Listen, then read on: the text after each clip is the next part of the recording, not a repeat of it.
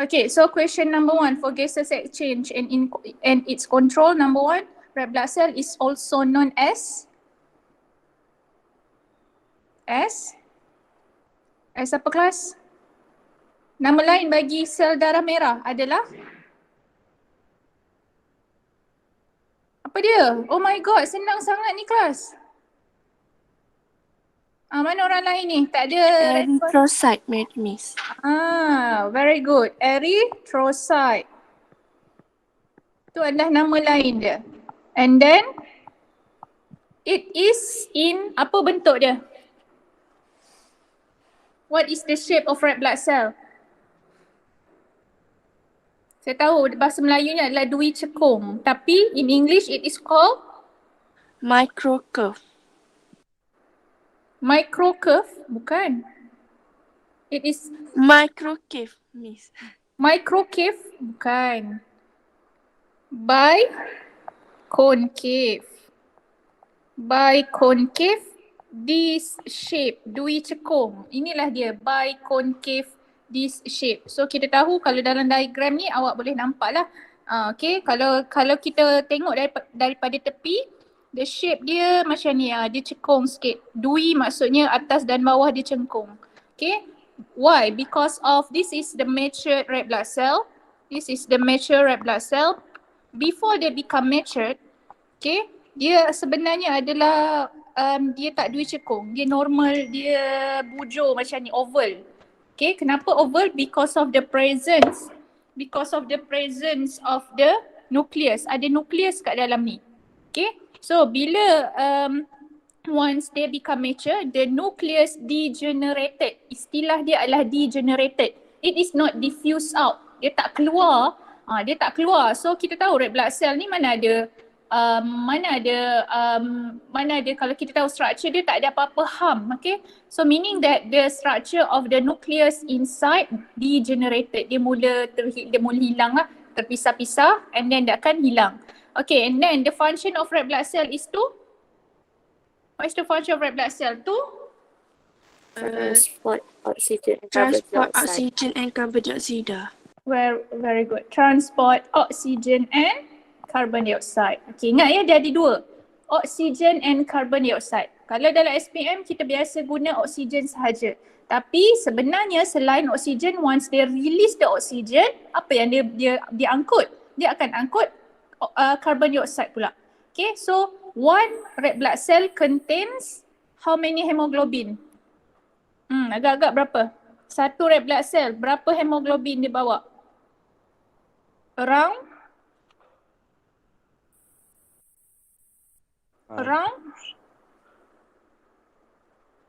Agak-agak berapa? Around? 270 million. 250 million juta 250 juta ataupun 250 times 10 to the power of 6. Okay, 250 juta. So jangan fikir satu red blood cell macam gambar ni. Miss, macam ni dia tunjuk satu red blood cell, dia tunjuk ada 4 sahaja hemoglobin tu. Salah. It is actually refer to one molecule of hemoglobin from the juta-juta hemoglobin ada dalam red blood cell. Okay, and then kita tengok hemoglobin is dia dalam poin yang pertama dalam buku awak. Hemoglobin is a respiratory pigment. Respiratory pigment. Okay, so ingat ya, kalau soalan tanya apa function hemoglobin, is a respiratory pigment. Okay, kalau contohnya macam kita belajar sebelum ni dalam plant, kita ada photosynthetic pigment. Okay, and then kita belajar macam kalau mata kita ada pigment kan yang memberi yang menyebabkan kita boleh detect light, iaitu kita panggil sebagai retina. Okay, so setiap apa yang berfungsi kepada badan kita ni yang ada function, sebenarnya dia ada pigment dia sendiri. For example, ialah hemoglobin is a respiratory pigment. Dan biasanya pigment ni ada warna. Pigment ni biasanya warna. Okay, a hemoglobin has 4 apa? Polypeptide. Very good. Polypeptide chain. Ada 4 polypeptide chain. And setiap polypeptide chain has, apa dia kat tengah-tengah dia? Has what? Has? Apa kelas? Has? Tak dengar. Has? Mana orang lain ni? Has? Heme group. Heme group with apa at the center of heme group? Ni dalam diagram ni. Ni ada heme group. So tengah-tengah dia apa? Ada? Line tak okey ke ataupun awak ni tidur ni? Tolong awak tengah kelas So tolong bagi perhatian. So apa dia in the center? In the center of heme group ada apa kelas?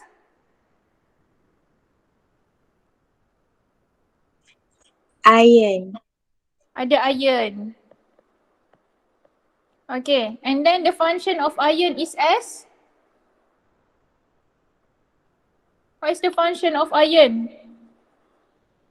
Iron yang merah kat tengah ni, function dia as binding site of oxygen. Okay, oksigen yang diangkut oleh darah merah, sel darah merah, dia bind dekat mana? Dia mestilah ada binding site, tak adalah dia serap masuk and then dia terapung-rapung. No. Ingat ya, body kita, even plant has organized system. So kat sini iron is the binding site for the oxygen molecule yang kita inhale, yang kita hirup udara tu. So polypeptide is a protein that require heme group. Okay, kita tahu protein, polypeptide adalah protein dan bersama dia ada non-protein yang kena bersama-sama heme group heme group. So gabungan dua ni dia dipanggil, apa istilah dia? Ada dalam Conjugate. Yes, conjugated. Conjugated protein. Hati-hati awak kena tahu maksudnya ni. Okay, ingat ya, conjugated protein. Ini saya yakin lah kalau keluar UPS nanti ada, kalau UPS nanti akan keluar soalan ni. Semalam kita orang discuss lah pembinaan item soalan. So antara soalan-soalan yang kita tak jangka macam awak baca banyak-banyak tapi sebenarnya dia akan tanya macam basic sekali. So awak kena jawab berdasarkan basic yang awak tahu tu. So kat sini conjugated protein sebenarnya basic yang awak kena tahu sebab dah belajar masa semester 1 chapter 1. Okay, ingat terus. Conjugated protein maksudnya protein yang ada bersama dia prosthetic group. Prosthetic group dalam buku awak tu kan dia sebut. Prosthetic group refer kepada group yang bukan protein. Dia dua-dua kena bekerja sama dua-dua lah. Okay, next kita tengok characteristic of hemoglobin. Okay, sebelum tu kita tengok ya. This is red blood cell. Okay, red blood cell yang mana dalam dia ada around 250 million maksudnya juta. Okay, so satu daripada 250 juta hemoglobin tu macam ni. Okay, so basically kita boleh nampak dia ada 4 polypeptide chain. So kat sini dia warnakan berbeza dan setiap polypeptide chain dia akan ada heme group. So dia ada heme group tengah-tengah setiap satu. And then pada tengah-tengah heme group dia ada warna merah tu dalam diagram tu dia adalah iron. Okay, iron ataupun ferrum. So ingat ya, iron ni badan kita dia adalah basically metal kan. It is non-organic molecule which cannot be produced by our body. So macam mana nak dapatkan iron? Caranya adalah awak kena makan makanan yang ada iron. Apa contoh makanan yang ada iron? Apa contoh? Yang ada zat besi. Bayam. Bayam, very good. Saya expect awak jawab holik. So janganlah. Holik tu saya tak nak brand. Saya nak makanan yang memang fresh. Contohnya adalah bayam. Okay, so silalah makan makanan yang penuh, nak kata yang banyak khasiat dia. Okay, so sayur tu antara dia ada iron. Badan kita tak boleh hasilkan tapi sayur boleh hasilkan. So makanlah bayam. So ingat ya, iron ni penting untuk dapatkan oksigen, untuk pegang oksigen. So kalau awak kurang zat besi, awak kurang iron, biasanya awak mungkin cepat penat, mungkin muka awak pale, mungkin muka awak macam tak cerah sangat. Tak cerah maksudnya macam pucat sikit. So antara salah satu adalah awak kurang darah. Mungkin kurang darah refer kepada kurang iron atau refer kepada kurang oksigen. Mungkin oksigen yang awak inhale cukup je tapi iron tak cukup untuk pegang oksigen yang kita bernafas. Okay, so kita tengok ya situasi pada dua tempat.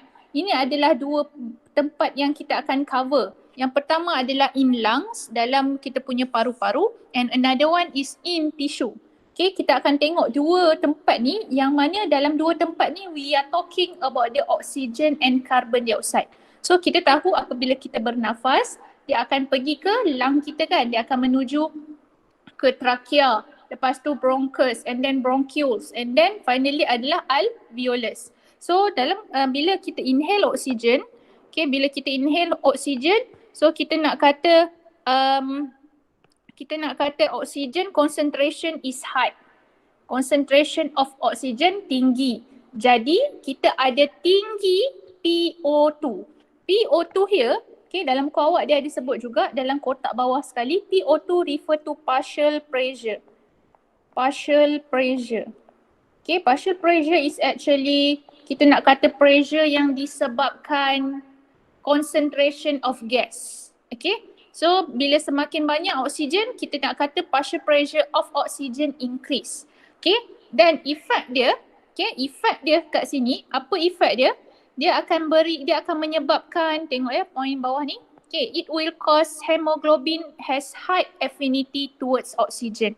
Affinity here refers to kecenderungan ataupun kesukaan. Kecenderungan, okay. Kecenderungan hemoglobin terhadap oksigen tinggi. Kiranya hemoglobin ni memang dia akan, dia macam saya kata semalam lah, macam Rubisco kan. Macam Rubisco, dia bila oksigen tinggi dia ambil oksigen. Bila karbon dioksida tinggi dia ambil karbon dioksida. Tapi hemoglobinnya lebih kurang macam samalah. So hemoglobin ni has high affinity to oxygen when concentration of oxygen is high and when the partial pressure of oxygen is high. So what happen is hemoglobin will combine with oxygen to form oxyhemoglobin. Okay, ni istilah dia, oxyhemoglobin. Oxyhemoglobin. Okay, so kalau tengok kat sini saya buat Hb plus 4 molecule of oxygen. Maksudnya satu hemoglobin boleh bawa 4 molekul of oksigen. Sebab apa? Satu hemoglobin ada 4 heme group.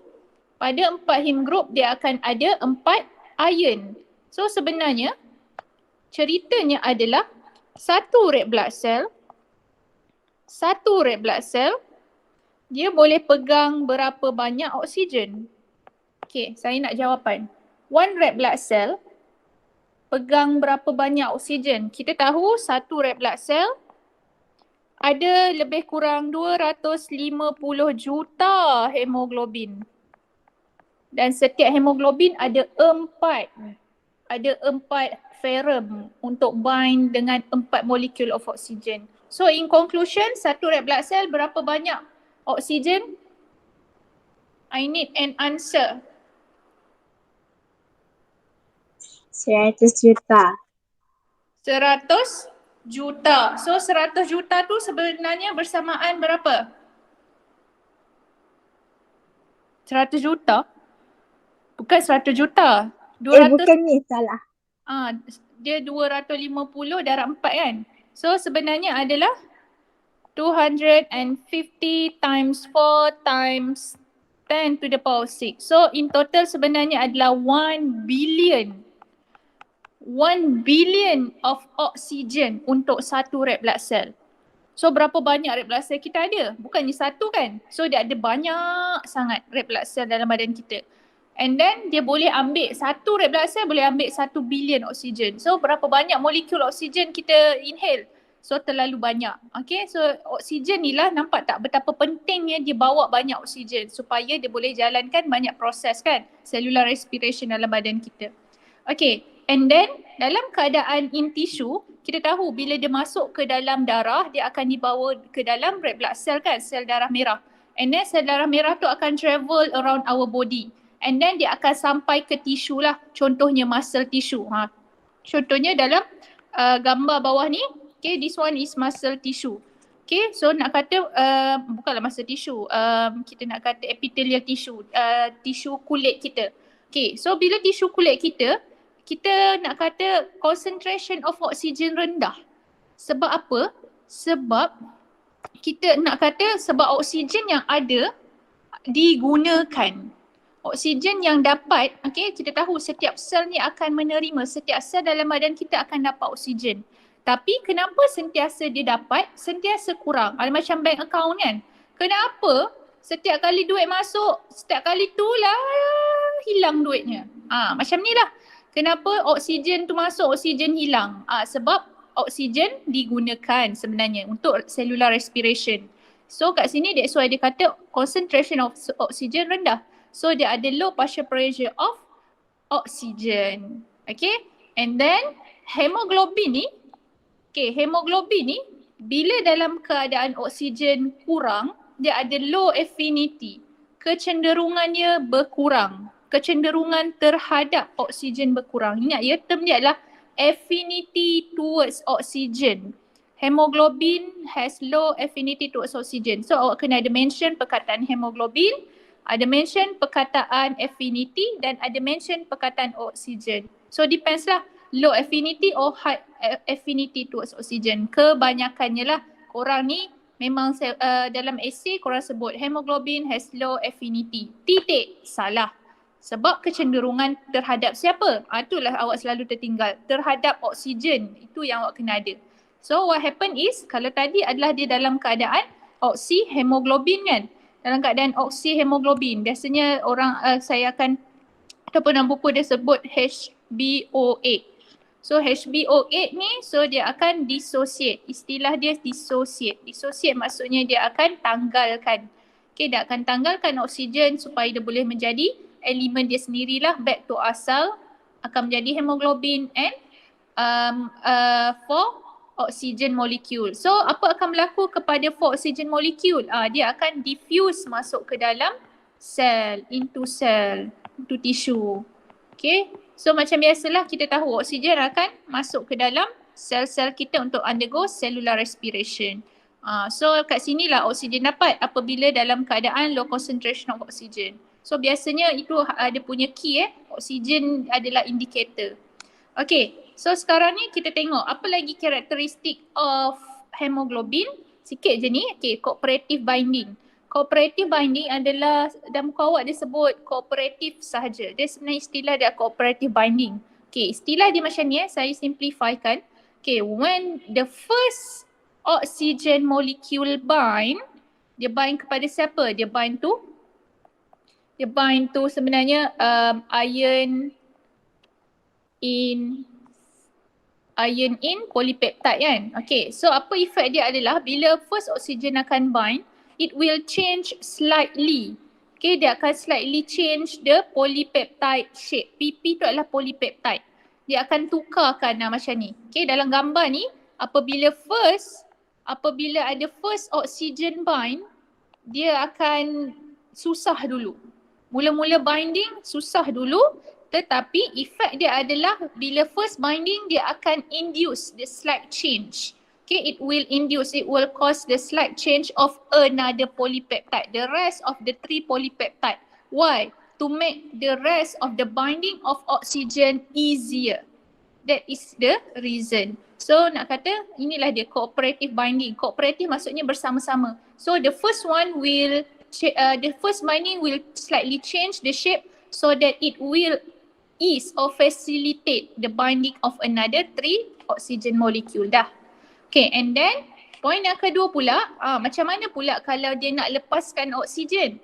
Okay, the first oxygen dissociate, okay, dia akan menyebabkan bila dia satu release, dia bila dah sampai dekat tisu lah ni bila dah sampai dekat tisu, bila dia nak release satu oksigen, dia akan menyebabkan slight change as well.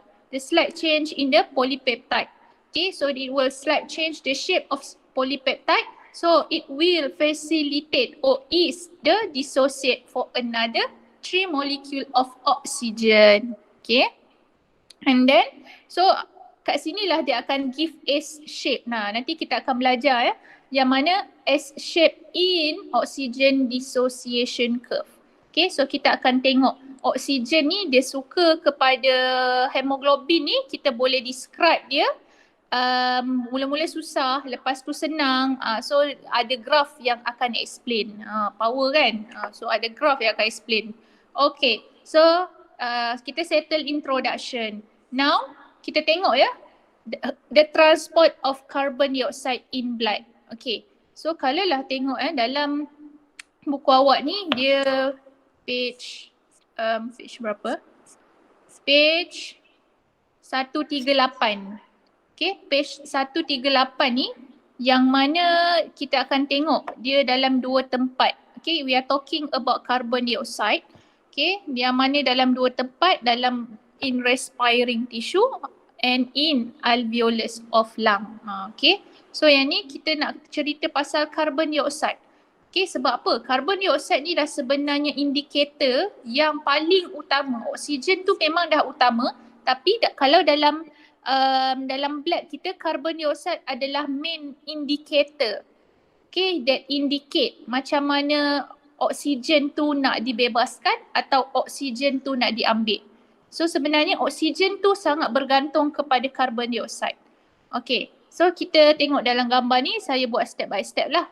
Contohnya, okay, kita bernafas melalui hidung kan. So kita bernafas, oksigen masuk through our nostril and then dia pergi ke kita punya ke trachea kita, and then dia pergi ke bronchus, and then dia pergi ke bronchioles, and then to the lungs. Okay, to the alveolus. Okay, so dia akan pergi ke alveoli. So from alveoli dia akan, oxygen will diffuse out. Dia akan masuk ke dalam red blood cell kita. Okay, so bila dalam keadaan oksigen tu tinggi, kita tahu hemoglobin akan bind with oxygen to form oxyhemoglobin. So HbOA is actually refer to oxyhemoglobin. Awak kena hafal nama-nama ni. Oxyhemoglobin. Okay, so dia kira nak kata darah yang darah beroksigen lah sebenarnya, oxyhemoglobin. Okay, and then the oxyhemoglobin here will be transported throughout our body. It will reach our brain, our muscle tissue, our connective tissue, our epithelial tissue, all type of our tissue, all type of our cells actually. And then what happen once they reach the destination, whatever the destination is, it could be any type of tissue lah yang kita sebut. Okay, kita bila dah sampai ke tisu, kita tahu tisu akan sentiasa guna oksigen. So concentration of oksigen akan rendah. Jadi bila dalam keadaan concentration of oksigen ni rendah, dia punya partial pressure of oksigen pun rendah juga. Okay, so apa yang berlaku? Okay, hemoglobin ni akan release. Okay, hemoglobin will release the oxygen. So basically red blood cell here dia tunjuklah dia akan hantar oksigen masuk ke dalam tissue. So this one is actually tissue. Okay, so bila ke dalam tisu, apa yang berlaku kepada oksigen? It will undergo cellular respiration. Yang macam kita cover sebelum ni, dia akan undergo glycolysis, and then dia undergo link reaction, and then dia akan undergo Krebs cycle, and then dia akan undergo oxidative phosphorylation. So, apa produk yang kita akan dapat daripada kesemua ni? Okay, kita akan dapat carbon dioxide, kita akan dapat ATP, and kita akan dapat water. Ingat ya, water pun kita akan dapat lah. Okay, sebab dia dalam oxidative phosphorylation dalam mana ETC, dan ETC water dihasilkan. Macam saya kata, kalau kita bernafas, letak tangan dekat depan hidung awak dengan mulut, letak sementara, so awak akan rasa selepas tu tangan kita akan lembab, rasa basah sikit. Sebab apa? Sebab kita punya cellular respiration menghasilkan air, menghasilkan water. And now we got concentration of carbon dioxide tinggi. Sebab carbon dioxide ni dihasilkan melalui cellular respiration. So concentration of carbon dioxide in the respiring tissue is higher. Okay, is high. So what will happen is, kalau tadi Okay, oxygen release. So sekarang ni hemoglobin nak bawa apa? Ataupun red blood cell nak bawa apa? So dia akan ambil carbon dioxide yang dihasilkan daripada respiring tissue. So dia akan bawa carbon dioxide. So hemoglobin plus carbon dioxide dia akan menjadi karbaminohemoglobin. Karbaminohemoglobin adalah salah satu daripada bentuk carbon dioxide dibawa. Nanti kita akan tengok lagi. Okay, and then dia akan pergi ke mana? Bila dia dah bawa karbaminohemoglobin ni, dia akan patah balik to the lungs. Okay, dia akan patah balik to the lungs and carbon dioxide will be diffused into the alveolus. And then dia akan naik. Okay, dia akan melalui bronchioles and then bronchus and then trachea and finally dia akan pergi ke hidung kita. Okay, so our nostril will release out carbon dioxide to the environment. So pergi mana carbon dioxide? Plant akan take up. Okay, plant akan ambil. So itu dia. Tapi tu sebenarnya saya belum habis lagi cerita ni, saya overview dulu. Okay, so kat sini kita boleh nampak ya, kalau hemoglobin plus oksigen dia akan menjadi oksihemoglobin. Okay, saya tick kan, maksudnya should be awak settle. And then hemoglobin plus carbon dioxide dia akan menjadi HbCO2 ataupun kita panggil sebagai karbaminohemoglobin. Karba maksudnya carbon, mino ni maksudnya oksigen, carbon dioxide. Carbon dioxide dia dipanggil karbamino. Dia sebenarnya mino ni dia refer kepada amino group.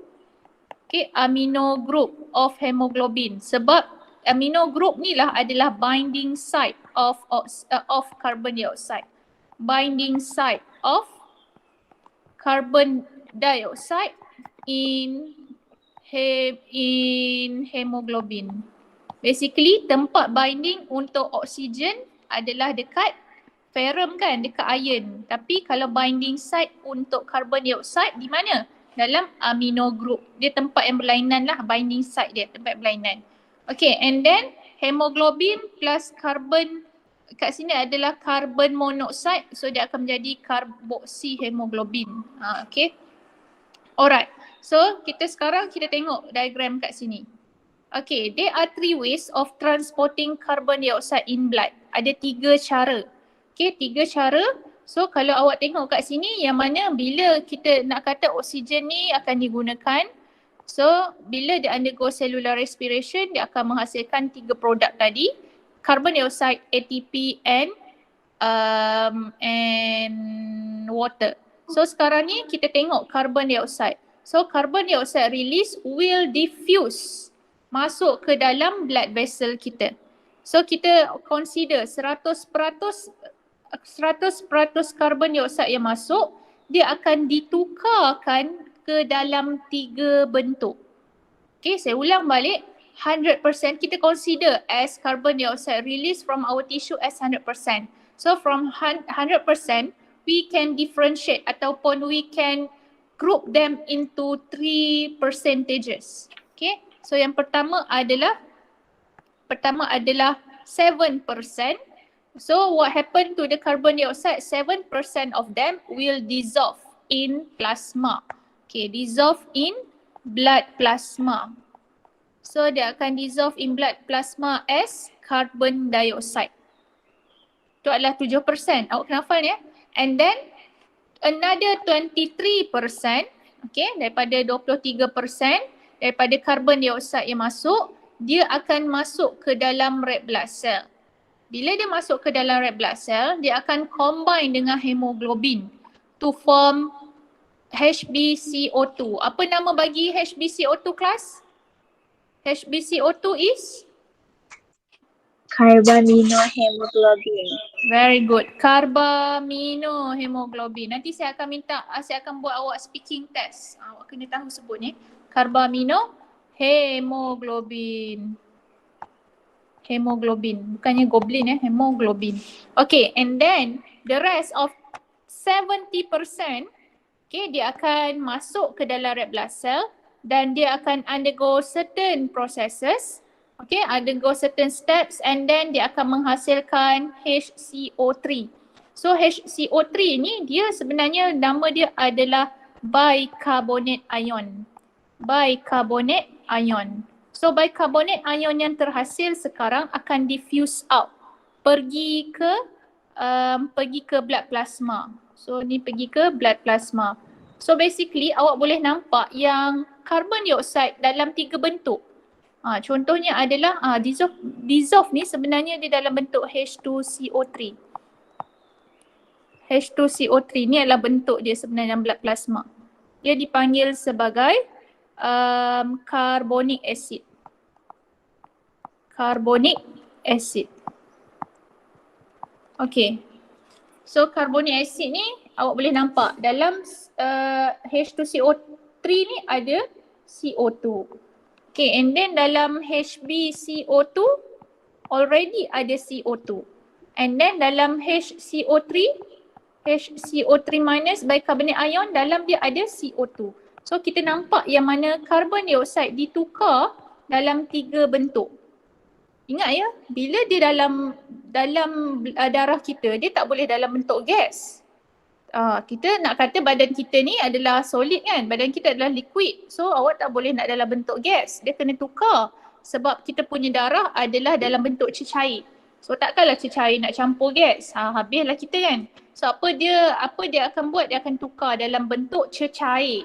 Okay, dalam bentuk fluid. So dalam bentuk fluid yang boleh dissolve dia gas tu. Okay, boleh dissolve carbon dioxide. So dia akan tukar dalam 3 bentuk. So in conclusion, inilah dia. So 7% of carbon dioxide as dissolved carbon dioxide. Mengantuk ya Afaf. Dissolved carbon dioxide in blood plasma. Okay, and then 23% of carbon dioxide as HbCO2 in red blood cell and 70. Awak boleh nampak paling banyak. Inilah sebenarnya soalan yang akan tanya. Dia akan minta awak bagi tahu what is the form of carbon dioxide that it is the majority in our body. Okay, so the answer is as bicarbonate ion. Ni dia bicarbonate ion yang tadi ni. Alright, so sekarang ni ini adalah nampak kan tak berapa terang sangat. Okay, so ini adalah step yang mana we are focusing on 70% tadi. 70% sekarang ni, okay, apa yang berlaku, macam mana penukaran bentuk tu. Nampak je macam simple je miss, HCO3 minus. Okay, tapi untuk menjadi HCO3 minus, tada. Okay, so ini yang mana saya nak awak, ini adalah kerja untuk awak jawab by referring to nota saya ni. Okay, saya nak awak jawab dan saya nak awak submit hari ni.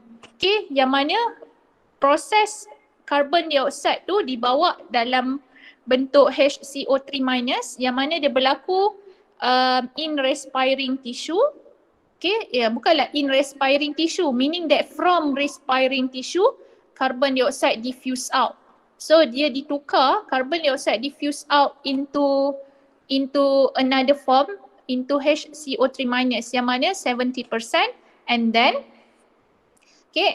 in lungs. Okay, what happened in lungs? Okay, so kita tahu beza dia adalah in lungs, dia ada high carbon dioxide, dia ada high oxygen concentration ataupun partial pressure of oxygen dia tinggi ataupun partial pressure of carbon dioxide dia rendah. Ada berlawanan. Partial pressure of oxygen wujud je and partial pressure of carbon dioxide pun sebenarnya wujud. So dia akan saling against each other. Kalau oksigen tinggi, carbon dioxide rendah. So kalau carbon dioxide tinggi pula, oksigennya akan rendah. So macam kat sini. So kalau in respiring tissue, kita tahu partial pressure of carbon dioxide tinggi and partial pressure of oxygen rendah. Okay, alright. So ini adalah homework untuk awak. Saya nak awak jawab. Okay, saya akan share lepas ni dengan awak slide ni. So boleh jawab lepas ni. Alright, ada soalan?